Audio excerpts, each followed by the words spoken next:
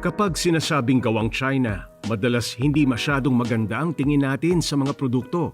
Noong mga nakaraang dekada kasi, madalas tayong nakakabili ng sobrang murang gawang China, pero napakabilis din masira. Yung iba, hindi pa talaga gumagana.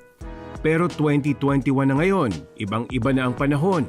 Itinuturing na nga ang China na isa sa mga kilalang technology hub sa mundo. At pagdating sa motorsiklo, isa sa mga pambato nila, ang CF Moto.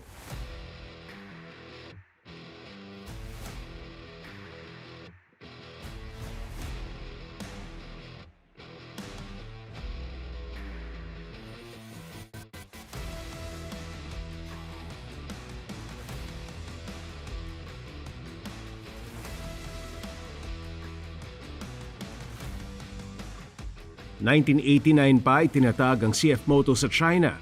Bukod sa affordable na mga motorsiklo, gumagawa rin sila ng iba pang mga produkto tulad ng all-terrain vehicles, utility vehicles, power sports engines, at marami pang iba. Pero sa Pilipinas, bago pa lang ito. 2018 nang ipasok ito ng kilalang motorcycle distributor na Motostrada sa bansa. Matapos nila itong makita sa mga international motorcycle shows and events. Pero bago dalhin ito, siniguro muna nila ang kalidad ng CF Moto bikes. Hindi naman kasi baguhan sa industriya ang Motostrada, na siya ring may hawak ng premium Italian motorcycle brand na MV Agusta Philippines. Dream bikes pa kami noon. This was mga 90s. We were the ones who brought in KTM, MV Agusta, Benelli, Dainese, yung mga motorcycles ngayon na but we had to leave the industry kasi. So, personal reasons yung time na yun. Pero yun, nung bumalik kami, yung dad ko talaga, mahal talaga niya yung motor eh. So, nung try siya, tignan natin, test natin yung CF Moto. Dahil hindi pa nga masyadong kilala ang brand, maraming naging challenges ang Motostrada sa pagdala ng CF Moto sa Pilipinas. Ang dami namin pinagdaanan nung pinasok namin yung CF Moto dito. So, nung nag-start kami magkaroon ng demo bikes, puro riders naman sa company. So lahat talaga binabiyahe, inaaraw-araw. Hindi ko na maalala kung anong mileage yun bago talagang nag-decide yung dad ko na let's bring in CF Moto sa Philippines. Ano ba yan? It's a Chinese brand. Lagi naman ganun eh. Alam mo naman ng mga Pinoy, lagi silang, anong motor yan? Chinese, sirain. Yun ang pinagdaanan namin nung first few years. Actually hanggang ngayon, meron pa rin. Kapag merong mga nambabash dun sa brand, yung customers na mismo yung nagsasabi na hindi. Sila na mismo yung nag-explain sa kanila na paano masabing sirain? You have to ride it, you have to test it, you have to own one to understand it. Kompleto ang lineup ng CF Moto. May 10 models na silang available dito sa Pilipinas.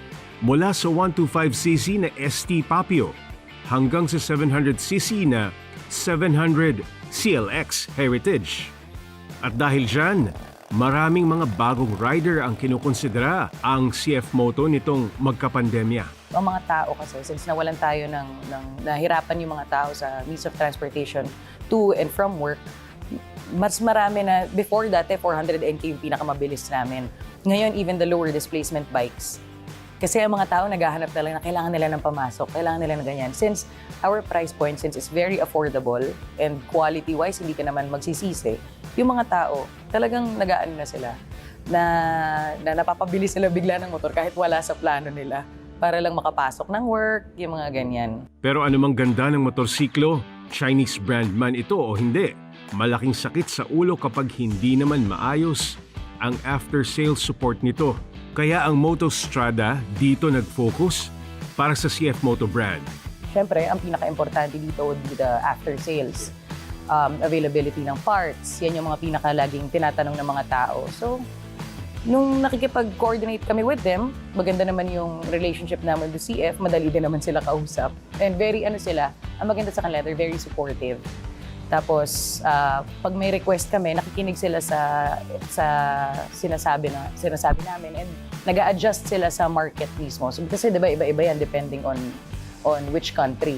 Personal approach din ang ipinatutupad nila pagdating sa pag-aalaga sa mga customer. Calls ng madaling araw, kailangan namin ibigay personally mga personal numbers namin para lang yung customer, mapacify sila pag meron silang hindi gusto, mga ganun.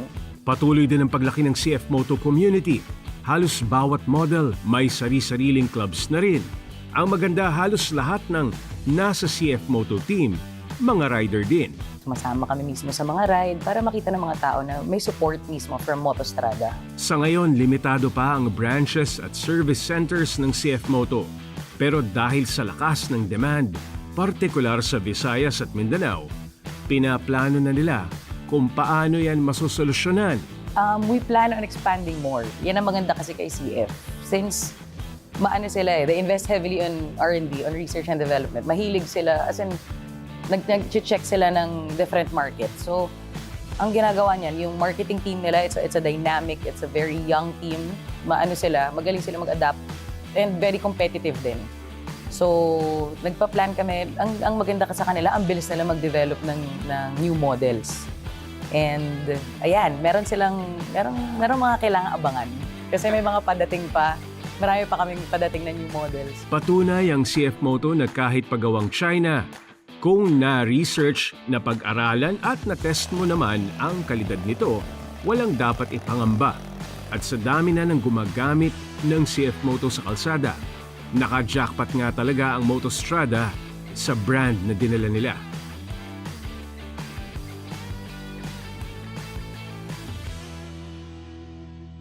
This segment is brought to you by